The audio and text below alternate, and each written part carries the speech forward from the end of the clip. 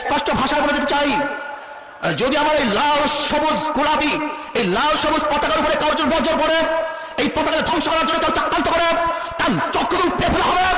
যদি পতাকাটাকে আঘাত করে তার হাতকে ভেঙে ফেলা হবে ইনশাআল্লাহ। আমরা জানি দ্বিতীয়বার কাদের সাথে আমাদের যুদ্ধ হবে, কাদের সাথে যুদ্ধ করতে হবে আমরা তা জানি এবং সেইভাবে আমরা প্রস্তুতি গ্রহণ করছি।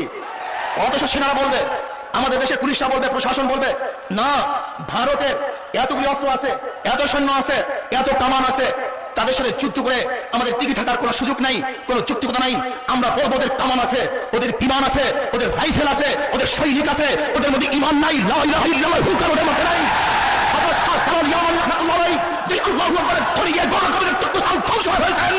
আমি বিশ্বাস করি আমরা যদি হুঙ্কার দিতে পারি দিল্লি সরকার ইনশাআল্লাহ। ভাই আমার, আপনারা জানেন না সুলতান মোহাম্মদ গজনবী রহমতুল্লাহ ইতিহাসকে আপনারা জানা নাই, আমাদের উত্তরসূরি ইতিহাসকে আপনারা জানা নাই। আপনারা জানেন না মোহাম্মদ বিন কাসিম ইতিহাস, মোহাম্মদ বিন কাসিম রহমতুল্লাহ আলাইহি মাত্র 5000 সৈন্য নিয়ে রাজা দাহিরের 1 লাখ সৈন্যের বিরুদ্ধে বিজয় অর্জন করেছেন। সুলতান মোহাম্মদ গজনবী রহমতুল্লাহ আলাইহি ওই সমস্ত প্রান্তর পাড়ি দিয়ে সম্রাট দখল করেছেন। আপনারা জানেন এদেশের বীর আমাদের মুসলমান সৈনিকরা